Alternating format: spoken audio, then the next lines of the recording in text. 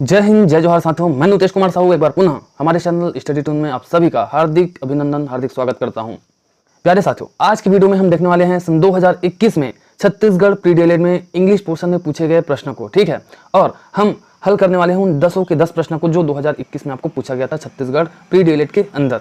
प्यारे साथियों, आपको ज्ञात है कि हर साल आपको इंग्लिश पोर्शन के अंतर्गत 10 प्रश्न पूछे जाते हैं और आपको कम से कम 10 में से 7 तो करके ही आने चाहिए, ठीक है। क्योंकि इंग्लिश ऐसा पोर्शन है जहाँ पे बहुत सारे विद्यार्थी मिस्टेक करते हैं, तो आगे आप मिस्टेक ना करें, इसके लिए हम 2021 के प्रश्नों को हल करके बताएंगे। आप जान पाएंगे कि जो क्वेश्चन पेपर है उसमें इंग्लिश पोर्शन का लेवल क्या होता है, ठीक है साथियों। इससे आपको बहुत मदद मिल पाएगी। तो चलिए साथियों, शुरू करते हैं आज का धमाकेदार वीडियो।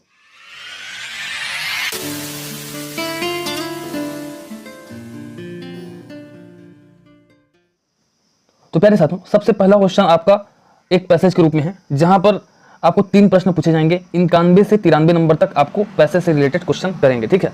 तो एक बड़ा सा पैसेज आपको दे दिया जाएगा, उसको आपको ध्यान से पढ़ना है। देखिए, पैसेज हल करने का यही तरीका है कि आपको थोड़ा बहुत इंग्लिश तो आनी चाहिए ताकि आप पैसेज को समझ पाए, ठीक है। अगर आपको इंग्लिश समझना थोड़ा बहुत नहीं आता तो आप पैसेज बना ही नहीं पाएंगे, ठीक है। तो पहली प्राथमिकता यही है पैसेज सॉल्व करने का कि आपको थोड़ा बहुत इंग्लिश आना चाहिए। अब दूसरा चीज ये है, आपको ध्यान से पढ़ना है पैसेज को। एक बार नहीं, 2 बार नहीं, 3 बार पढ़िए, लेकिन ध्यान से पढ़िएगा, है ना। ध्यान से पढ़ेंगे तो ऑटोमेटिकली आपको समझ में आ जाएगा कि पैसेज में बोला क्या जा रहा है, ठीक है। उसके हिसाब से आप आंसर खोज सकते हैं। ओके, चलिए, तो सबसे पहले पैसेज का ही 3 क्वेश्चन हल करते हैं। देख लेते हैं ये पैसेज आपका, ये बहुत लंबा चौड़ा पैसेज आपके समक्ष। तो ये पहला क्वेश्चन है, देख लेते हैं, ठीक है। तो यहां पर पहला प्रश्न देख लेते हैं। ये जो 3 प्रश्न है, 91, 92 और 93, आपको पैसेज के अनुरूप ही करना है, ठीक है। पैसेज का ही प्रश्न है। तो पहला प्रश्न क्या बोलता है? According to the passage, conflict in the 4 elements of sportsmanship can occur when a player has, ठीक है। तो ये ऑप्शन है आपके। बोला क्या जा रहा है कि जो एक अच्छा स्पोर्टमैन होता है ना, उसके अंतर्गत कौन से 4 तत्व या 4 गुण बोल सकते हैं, कौन से 4 गुण होने चाहिए, वो आपको बताना है। तो यहाँ पर देखिए, पैसेज में आपका पैसेज आप ध्यान से पढ़ेंगे तो आपको ऑटोमेटिकली पता चल जाएगा। यहाँ पर देखिएगा, the 4 elements of sportsmanship are often shown as being in good form, the will to win, equality and fairness, ठीक है। तो ये 4 जो गुण है वो होना चाहिए एक स्पोर्ट्समैन में, ठीक है, एक अच्छे स्पोर्ट्समैन में। चलिए, तो यही आपका आंसर हो जाएगा साथियों। तो कहाँ पे है देख लेते हैं आपके प्रश्न में। तो यहाँ पर देखिए option number B, a desire to win, ठीक है, जीतने की इच्छा, कीप एक्सीड्स, आपको एक अच्छा फॉर्म बरकरार रखना, खेल है तो अच्छा फॉर्म होना ही चाहिए। प्लेइंग इन इक्वालिटी, है ना, तो एक इक्वालिटी मतलब होता है एकता की भावना से आपको खेलना पड़ेगा। और एंड फेयरनेस, एक स्वच्छता होनी चाहिए आपके खेल में। मतलब फेयरनेस मतलब कोई चीटिंग करता है तो वो फेयरनेस नहीं कहलाएगा। तो आप कभी भी खेल में चीट ना करें अपने अपोनेंट्स के साथ, प्रतिद्वंदी के साथ, ठीक है। तो ये 4 गुण आपके अंदर होना चाहिए। तो यही आपका राइट आंसर हो जाएगा, ऑप्शन नंबर बी, ठीक है साथियों। ऑप्शन नंबर बी आपका राइट आंसर हो जाएगा इस प्रश्न के उत्तर के लिए। चलिए देख लेते हैं अगला प्रश्न, 92वां प्रश्न। तो अगला प्रश्न क्या कहता है अभी? The shallows fashion of a bad winner does not include. देखिए, यहां पर आपको 4 ऑप्शन दिए गए हैं, पहला ऑप्शन, दूसरा ऑप्शन, तीसरा ऑप्शन, चौथा ऑप्शन, ठीक है। तो बैड विनर अर्थात बुरा विजेता, पूरा विजेता किसको कहते हैं? जो चीटिंग करके जीत जाए, या फिर ऐसा विजेता जो जीतने के बाद जो हारने वाला अपना प्रतिद्वंदी है उसका मजाक उड़ाए, है ना, उसको उसके हार के बारे में लगातार याद दिलाता रहे, मतलब कुछ भी करके परेशान करना अपने प्रतिद्वंदी को, ऐसा विजेता जो है बुरा विजेता कहलाता है। तो बुरा विजेता के गुण क्या नहीं है ना, वो बताना है आपको। तो ये ऑप्शन में बुरा विजेता का गुण भी होगा और बुरा विजेता का गुण नहीं होगा। तो जो गुण नहीं है बुरा विजेता का, उसे आपको छांटना है। तो यहां पर देख लेते हैं ऑप्शंस क्या क्या है। Gloating about one's own win, तो अपनी जीत की अत्यधिक खुशी, एकदम ज्यादा कि एकदम पगला जाए जीत के खुशी के मारे, तो ऐसा नहीं होना चाहिए। ये बुरे विजेता का एक पहचान है, लक्षण है साथियों। यदि आप अच्छे विजेता हैं तो यदि आप जीत भी जाते हैं तो उसको स्माइल करके पचा लीजिए, है ना। एकदम ज्यादा पागलपंथी वाला हरकत करना ये अच्छी बात नहीं, ये गुण नहीं है अच्छे विजेता के। जैसे MS धोनी को आप देखे होंगे, वो चैंपियन भी बनता है, पूरा ट्रॉफी जीत लेता है IPL का, है ना। जब फोटो खिंचवाते हैं ना तो सामने पीछे रहते हैं, एकदम ज्यादा खुशी नहीं मनाते, है ना, पागलपन जीत की खुशी का नहीं रहता। तो अच्छे विजेता की पहचान है कि पागलपन वाली खुशी नहीं होनी चाहिए अपनी जीत में, ठीक है। तो पहला जो है ये बुरे विजेता का गुण है, तो हमको क्या खोजना है? जो बुरे विजेता का गुण नहीं है। दूसरा ऑप्शन देख लेते हैं। दूसरा ऑप्शन कहता है building up the opponents self esteem, तो जो व्यक्ति, जो विजेता जो है अपने प्रतिद्वंदी को हराने के पश्चात उसका सम्मान करता है, आदर करता है ना, तो ये एक अच्छे विजेता का गुण है और यही आपको तलाश करना था, है ना। जो बैड विनर अर्थात बुरे विजेता का गुण नहीं है, अर्थात अच्छे विजेता का गुण है, वही तलाश करना था। तो ये दूसरा आपको एक मिल गया। और बाकी देखते हैं तीसरा ऑप्शन क्या कहता है, देख लेते हैं। तीसरा ऑप्शन कहता है आपका comparing on self with exemplary performance. तो उदाहरणीय जो प्रदर्शन है, अर्थात जो किसी के द्वारा अच्छा प्रदर्शन किया गया है, ऐतिहासिक प्रदर्शन किया गया है, तो उसके साथ तुलना करना। तो जब हम एक अच्छे प्रदर्शन से अपनी तुलना करते हैं तो निश्चित ही हमारा प्रदर्शन भी निखरता है। तो ये एक अच्छा गुण है, मतलब अच्छे विजेता का गुण है, तो ये होना चाहिए। अब कई लोग बोलेंगे भैया अच्छे प्रदर्शन के साथ आप खुद की तुलना कर रहे हैं तो ये तो एकदम हवा में उड़ने वाली बात होगी, है ना। तो ऐसा बात नहीं है। यदि आप खिलाड़ी हैं, है ना, यदि आप अच्छे प्रदर्शन के साथ अपनी तुलना करते हैं तो रियलिटी में आपका कॉन्फिडेंस बढ़ता है और आप बेहतर से बेहतर प्रदर्शन कर पाते हैं। ठीक है, तो ये भी एक अच्छे विजेता का गुण है साथियों, जिसको तलाश करना था। तो दूसरा और तीसरा आपका अच्छा विजेता का गुण है। अब चौथा देख लेते हैं क्या बोलता है। चौथा बोल रहा है constantly reminding the opponent about his या फिर हर पुअर परफॉर्मेंस। तो जो ओपोनेंट है हमारा, जो प्रतिद्वंदी है, तो उसके बुरे प्रदर्शन को बार बार याद दिलाना, तो ये बुरे विजेता का गुण है, जिसको हमको सिलेक्ट नहीं करना है। ठीक है, तो पहला और जो चौथा है वो बुरे विजेता का गुण है और जो दूसरा और तीसरा है आपका ये अच्छे विजेता का गुण है। और हमें जो बुरे विजेता का गुण नहीं है अर्थात अच्छे विजेता का गुण है उसी को खोजना था। तो आपका दूसरा और तीसरा ये आंसर हो जाएगा। ठीक है साथियों, तो दूसरा और तीसरा ऑप्शन देख लेते हैं कहाँ पे है। तो यहाँ पर देखिए ऑप्शन नंबर बी पर है दूसरा और तीसरा। ठीक है, तो ये आपका राइट आंसर हो जाएगा इस प्रश्न के उत्तर के लिए। ठीक है साथियों, चलिए चलते हैं अगले प्रश्न की ओर। अगला प्रश्न है साथियों, sportsmanship in today sporting culture has taken a back seat the underline fast means. ठीक है, तो ये एक फास्ट है, फास्टेस है, ये टेकन अ बैक सीट। ठीक है, तो इसका मीनिंग आपको बताना है। तो क्या होगा, ऑप्शन नंबर ए है step back, option number B है has been seated at the back, option number C है goad out of unfavourable condition, option number D है डिडंट एक्सेप्ट रिस्पॉन्सिबिलिटी। तो क्या होगा टेकन अ बैक सीट जो fast है उसका मीनिंग। तो प्यारे साथियों टेकन अ बैक सीट जो फास्ट है उसका मीनिंग हो जाएगा option number C got out of unfavourable condition. ठीक है, चलिए तो प्यारे साथियों ये आपके 3 प्रश्न पैसेज से थे। ठीक है, तो पैसेज का जो प्रश्न है वो समाप्त हो चुका है। ओके, जब भी आप पैसेज बनाएंगे ध्यान से पढ़िएगा, थोड़ा बहुत आपको इंग्लिश जानना आना चाहिए। ठीक है, तभी आप बना पाएंगे। ओके, नहीं तो तुक्का लगा के आना पड़ेगा फिर। चलिए चलते हैं अगले प्रश्न की ओर साथियों। अगला प्रश्न है साथियों, Preeti enter the house hurriedly she wondered what made the room fill with smoke। ठीक है, तो यहां पर the underlined word in the sentence respectively are, क्या है जो अंडरलाइन जो वर्ड है वो क्या चीज है आपको बताना है। वो नाउन और वर्ब है क्या, वो अनकाउंटेबल नाउन है और एडजेक्टिव है क्या, वो countable noun and uncountable noun है क्या, या फिर वो अनकाउंटेबल नाउन और वर्ब है क्या, आपको क्या है वो बताना है। अंडरलाइन जो वर्ड हुआ है ना वो। तो यहाँ पर रूम और स्मोक मैं बता दूं। देखिए रूम माने होता है कक्ष, तो रूम को आप गिन सकते हैं, 1 room 2 room 3 room 4 room 5 room. ठीक है, तो रूम जो है आपका हो गया ये काउंटेबल नाउन। ओके, जिसको आप गिन सकते हैं, है ना। तो रूम भाई एक संख्या है और कैसा संख्या जिसको हम गिन सकते हैं, तो काउंटेबल नाउन है। और स्मोक भी आपका नाउन है। ठीक है, तो स्मोक जो है उसको आप गिन पाएंगे या नहीं, बोलते हैं क्या, जैसे कि यहाँ पर 10 धुआं देखा, उधर रसोई घर में 25 धुआं है, ऐसा बोलते हैं क्या आप, सुने हैं कभी नहीं ना। तो हम धुएं को गिन नहीं सकते। ओके, तो smoke is a uncountable noun. Okay, तो यहाँ पर जो दोनों वर्ड है अंडरलाइन किया हुआ रूम और स्मोक, ये है एक काउंटेबल नाउन और दूसरा अनकाउंटेबल नाउन। तो आपका आंसर हो जाएगा option number C countable noun and uncountable noun. Okay साथियों, चलिए बहुत ही आसान था। तो ये आपको पता होना चाहिए कौन सा काउंटेबल नाउन है और कौन अनकाउंटेबल नाउन। संज्ञा की बात करें साथियों 5 प्रकार होता है, तो 2 प्रकार जो आपका मटेरियल नाउन और दूसरा आपका एब्स्ट्रैक्ट नाउन। ठीक है, ये मटेरियल नाउन और एब्स्ट्रैक्ट नाउन जो है वो अनकाउंटेबल होते हैं। ओके साथियों, चलिए चलते हैं अगले प्रश्न की ओर साथियों। अगला प्रश्न है it is important blank life without including in bad habits. तो यहां पर अर्थ हो जाएगा ये जरूरी है कि लाइफ का क्या करें, है ना, लाइफ का क्या करें, यहाँ पे ब्लैंक छोड़ दिया है, तो लाइफ का क्या करें without including in bad habits. ठीक है, तो बिना बुरी आदतों के हमको लाइफ को क्या करना चाहिए, क्या जरूरी है, क्या करना जरूरी है, तो ये आपको बताना है।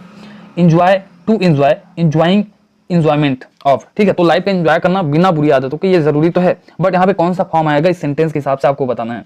तो यहाँ पर आ जाएगा आपका to enjoy, option number B. ठीक है, it is important to enjoy life, ऐसा आ जाएगा, तभी ये कंप्लीट होगा। तो ऐसे जो क्वेश्चंस है आपको सेंटेंस पढ़ना है और कौन सा वर्ड उसको पूर्ण तरीके से फिल कर रहा है ना, संतुष्टि दे रहा है, ये आपको देखना पड़ेगा। यदि इंग्लिश आता है तो आप ऐसा कर पाएंगे, ठीक है साथियों। चलिए, तो to enjoy option number B आपका राइट आंसर हो जाएगा 95 के आंसर के लिए। ओके, ठीक है साथियों, अगला प्रश्न देखते हैं। चलिए, अगला प्रश्न आप सबके समक्ष साथियों, यहाँ पर देखिए 5 ऑप्शन दिए गए हैं, P Q R S T, ठीक है। और यहाँ पर बोला जा रहा है which of the following is the correct order of the above forces. जो फॉर्सेस दिए गए हैं इसको आपको क्या करना है, उचित क्रम में जमाना है इन सेंटेंस को, ठीक है। पहले कौन आएगा, दूसरा कौन आएगा, तीसरा कौन आएगा, चौथा कौन आएगा और पांचवा कौन आएगा, ये बताना है। तो भैया आपको इंग्लिश आएगा तभी तो आप जमा पाएंगे ना, तो इसके लिए इंग्लिश थोड़ा बहुत आना आवश्यक है, ठीक है। चलिए, हल करने का प्रयास करते हैं हम। तो प्यारे साथियों, यहाँ इस सेंटेंस में सबसे पहले आ जाएगा आपका ये वाला, ठीक है, option number R, Shah read the first few lines of the volume, ठीक है। उसे कोई पेज मिलता है और पेज में कुछ लिखा होता है, उसका जो पहला लाइन है वो पढ़ता है कौन, शाह नाम का व्यक्ति जो है, ठीक है। ये पहले नंबर पर आ जाएगा। उसके बाद आ जाएगा ये and was at once convinced, इसको लिखोगे पी नंबर को, ठीक है। आर के बाद किसको लिखना है, पी नंबर को। इसका मतलब क्या है, and was at once convinced. तो उस जो पेज में लाइन जो लिखा हुआ है ना, उसको एक ही बार में वो पढ़ता है और कन्विंस हो जाता है, ठीक है। अब तीसरे नंबर पर आपको टी को डालना है, that what he was reading was real poetry. तो जो शॉ जो है वो पेज में पढ़ रहा था लाइन, तो वो पोएट्री की लाइन थी और जो वो पोएट्री पढ़ रहा था वो बिल्कुल रियल था, ठीक है। तो उसके बाद टी के बाद आपको रखना है क्यू को, Q he sent a few copies of the book to well known publication house. तो देखिए, वो जो पोएट्री पढ़ रहा होता है ना, तो उसको अच्छा लगता है, कन्विंस हो जाता है। तो क्या करता है, जो पेज है ना, तो उसकी कुछ कॉपीज, क्योंकि बहुत सारे पेज रहते हैं वैसे, तो कुछ कॉपीज जो है वो पब्लिकेशन हाउस में जहां बुक छपता है वहां पे भेज देता है, ठीक है। उसके बाद लास्ट में आएगा आपका S number, and awaited their reaction. अब शाह ने तो भेज दिया पब्लिकेशन में छापने के लिए, तो वहां पे जो पब्लिकेशन का रिएक्शन है ना, क्या होगा, वो उसके लिए वेट करता है, मतलब क्या होगा ये सोचता है, ठीक है। चलिए, तो इस प्रकार से आपके जो फार्सेस हैं, 5 फार्सेस, वो कंप्लीट होता है। इस प्रकार से ऑर्डर फॉर्म में जमाना है। तो आपका आंसर हो जाएगा ऑप्शन नंबर ए, R P T Q S, ठीक है साथियों। ये आंसर हो जाएगा 96 प्रश्न के उत्तर के लिए, ठीक है साथियों। इस क्रम में आपको जमाना होगा। चलिए देख लेते हैं अगला प्रश्न। अगला प्रश्न है साथियों, materially advertisement do us know good. जो भौतिक विज्ञापन है वो हमारा भला नहीं कर सकते बोल रहा है, ठीक है। तो कैसे भला नहीं कर सकते, तो यहाँ पर ऑप्शन दिए गए हैं, रीजन दिए गए हैं कि क्यों भला नहीं कर पाते, क्यों भला नहीं होता हमारा भौतिक विज्ञापन से। तो आपको जमाना है। देखिए यहाँ पे 4 ऑप्शन है ना, पी क्यू आर एस, ये 6 नंबर लिखा हुआ है, ये आपको कंफ्यूज करने के लिए दे दिए गए, तो इसमें कंफ्यूज नहीं होना। ये 4 ऑप्शन आपके समक्ष है, तो इसी पर आपको फोकस रखना है, ठीक है। चलिए, the advertisements treat closely on their reels and destroy its effect, ठीक है। तो जो विज्ञापन है वो बहुत क्लोजली हमारे लाइफ से जुड़ा होता है और हमारे लाइफ में कहीं ना कहीं इफेक्ट डालता है, हमारे लाइफ को डिस्ट्रॉय करने का प्रयास करता है, ठीक है। क्योंकि आप देखे हैं आजकल के जो विज्ञापन है वो दिग्भ्रमित ही करते हैं हमको, है ना। बोला जा रहा है फेयर एंड लवली लगाओ गोरापन पाओ। अरे भैया, आप कितना भी फेयर एंड लवली लगा लो, आप यदि काले हैं तो काले ही रहेंगे, ठीक है। तो बहुत सारे विज्ञापन हैं हमारे मार्केट में जो हमारा भला नहीं करते बल्कि हमें दिग्भ्रमित करते हैं, ठीक है साथियों। तो उसी पर है ये। चलिए और देख लेते हैं। Spiritually they are one of the most avoidable evils, ठीक है। तो आध्यात्मिक रूप से भी ये हमारा भला नहीं करते। अगला है, our buildings are covered with prints and pictures that distract in various, ठीक है। तो जो हमारे बिल्डिंग होते हैं वो लगभग कवर्ड हो चुके हैं बहुत सारे विज्ञापन के, मतलब होता है ना आपके घर में दीवार में कोई आके विज्ञापन ऐसे लगा के जाए, चिपका के जाए, तो बहुत सारे विज्ञापन चिपका दिया जाता है घरों की दीवारों पर। तो लगभग बोला जा रहा है कि हमारे जो घर है कवर्ड है विज्ञापन से, है ना। तो ऐसा होता है भाई, पूरा विज्ञापन से कवर्ड है ऐसा नहीं, मतलब विज्ञापन चिपका दिए जाते हैं आपके घर के दीवारों पर जो हमें डिस्ट्रैक्ट करते हैं, भ्रमित करते हैं, ध्यान भटकाते हैं और वेरियस, ठीक है, हमें थका देते हैं, मतलब मानसिक रूप से हमें थका देते हैं दिग्भ्रमित करके, ठीक है। ये बोला जा रहा है। Architect might give their designs dignity और द ब्यूटी ऑफ पैटर्न, ठीक है। तो यहाँ पर जो आर्किटेक्ट्स हैं उनका जो ब्यूटी पैटर्न्स है और जो गरिमा है वो हमारे लायक नहीं होता कभी कभी, तो ये बोला जा रहा है। तो ऐसे डिजाइन्स या पैटर्न यूज करते हैं जो हमारे गरिमा के खिलाफ भी होते हैं, तो ये कहा जा रहा है ना।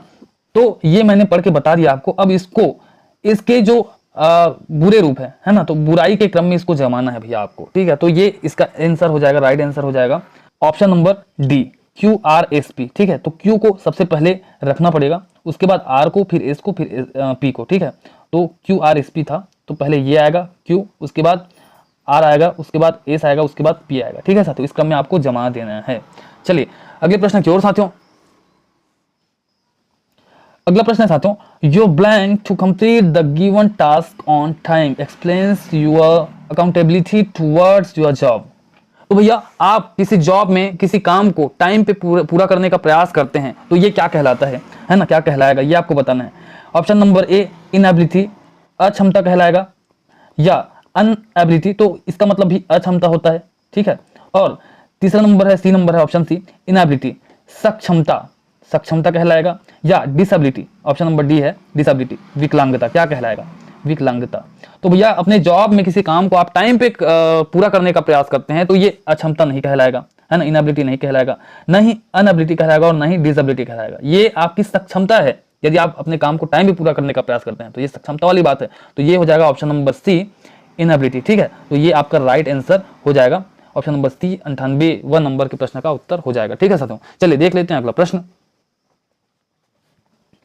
अगला प्रश्न है साथियों, Swami Vivekananda delivered several blank speeches in many European countries. तो जो स्वामी विवेकानंद है उन्होंने बहुत प्रकार के भाषण दिए हैं बहुत सारे यूरोपियन कंट्रीज में। तो उनका जो भाषण है वो कैसा था, यहाँ पे बताना है आपको। रिमार्केबल था भैया, ये रिमार्केबल लिखना चाहता है, चारों ऑप्शन आपको यहाँ पे बताना है कि कौन सा जो शब्द है वो सही है, उसमें मिस्टेक नहीं है, स्पेलिंग मिस्टेक नहीं है। तो जो स्पेलिंग सही है उसी को आपको देखना है और चयन करना है आंसर के रूप में। तो प्यारे साथियों, रिमार्केबल मतलब होता है विलक्षण, ठीक है, विलक्षण होता है। तो ये रिमार्केबल सही है क्योंकि इसका स्पेलिंग होता है REMARKABLE। रिमार्केबल मतलब होता है विलक्षण, ठीक है। तो विलक्षण भाषण दिए थे, मतलब बहुत ही स्पेशल भाषण स्वामी विवेकानंद ने बहुत सारे यूरोपियन कंट्री में जाकर, ठीक है साथियों। चलिए तो आपका राइट आंसर क्या हो जाएगा, ऑप्शन नंबर डी 99 प्रश्न के उत्तर के रूप में सही हो जाएगा। चलिए अगला प्रश्न देखते हैं।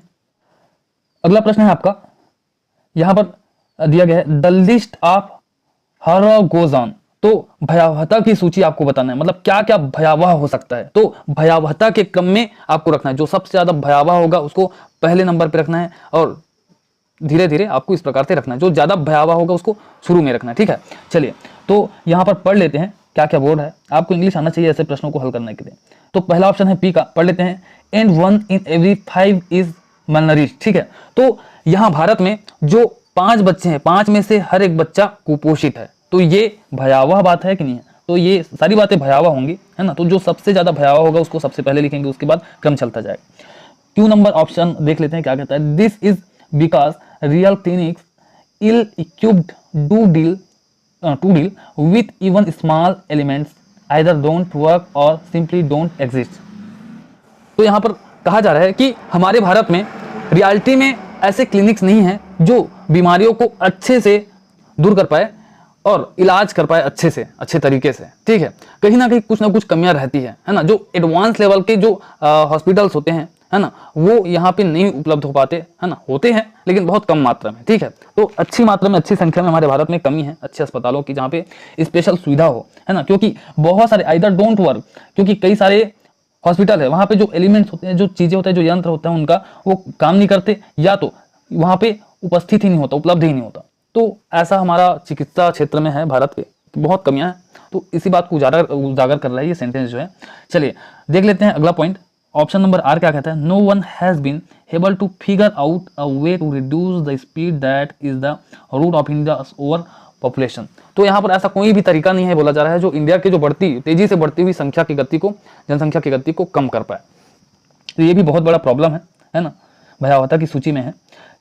ऑप्शन नंबर इज देख लेते हैं क्या बोलता है, there is such a shortage of treatment centres that premier hospitals are choked with the patient who show up to treat their cough and cold। तो सर्दी खांसी वाले पेशेंट के मारे जो बड़े बड़े हॉस्पिटल है ना, वो भर जाते हैं। मतलब जो बड़े बड़े हॉस्पिटल है, सुपर स्पेशलिटी हॉस्पिटल्स है, उसमें ज्यादातर आपको मरीज दिखेंगे सर्दी खांसी वाले, है ना। तो वहां पे जो बड़ी बड़ी बीमारियां है ना, उनको दूर करने के लिए डॉक्टरों के पास समय नहीं रहता, क्योंकि वहाँ जो बड़े बड़े हॉस्पिटल है वो सिर्फ सर्दी और खांसी वाले जो छोटे बीमारी, कहने का तात्पर्य जो छोटे छोटे बीमारियां हैं उस मरीज से भर जाता है। तो ये भी भयावहता की बात है, क्योंकि जो छोटे छोटे प्रॉब्लम्स है उनके लिए छोटे छोटे अस्पताल बहुत सारे हमारे देश में, कंट्री में होना चाहिए, है ना, ताकि जो बड़े हॉस्पिटल है वो सिर्फ बड़े बड़े जो बीमारियां हैं उन पर फोकस कर पाए इलाज करने में। ठीक है, चलिए, तो इसको आपको भयावहता के आधार पर जमाना था, तो यहाँ पर आपका आंसर हो जाएगा साथियों ऑप्शन नंबर डी। ठीक है, यहाँ पर देखिए ऑप्शन नंबर डी है RPSQ, तो इस क्रम में आपका ये जम जाएगा। ठीक है साथियों, तो प्यारे साथियों, मैंने प्रयास किया इंग्लिश जो 2021 का इंग्लिश पोर्शन था छत्तीसगढ़ PDLED एग्जाम का, उसको हल करने का। आपको यह वीडियो कैसा लगा? आई होप ये हेल्पफुल होगा आपके लिए। यदि हेल्पफुल है, अच्छा लगा हो, तो बिल्कुल हमारे वीडियो को लाइक कीजिएगा, अपने दोस्तों तक शेयर कीजिएगा। हमारे चैनल को सब्सक्राइब नहीं किया अभी तक, सब्सक्राइब कीजिएगा, बेल आइकन को प्रेस करके ऑल पे सिलेक्ट कर लीजिएगा। ठीक है साथियों, और साथियों मानसिक योग्यता, हिंदी, सामान्य ज्ञान, इन सभी के वीडियोस बन रहे हैं, है ना। मानसिक योग्यता का तो लगभग कंप्लीट हो चुका है, बहुत अच्छे अच्छे वीडियो बने हैं, आप विजिट कर सकते हैं प्लेलिस्ट में और सारे वीडियोस का आनंद उठा सकते हैं, या फिर मैं डिस्क्रिप्शन बॉक्स और जो कमेंट है, कमेंट बॉक्स, वहां पे मैं दे दूंगा लिंक प्लेलिस्ट का, सीधे ही वीडियो तक पहुंच सकते हैं। ठीक है प्यारे साथियों, तो आज की वीडियो में बस इतना ही, मिलते हैं अगले वीडियो में, तब तक के लिए जय हिंद, जय जोहार, जय छत्तीसगढ़।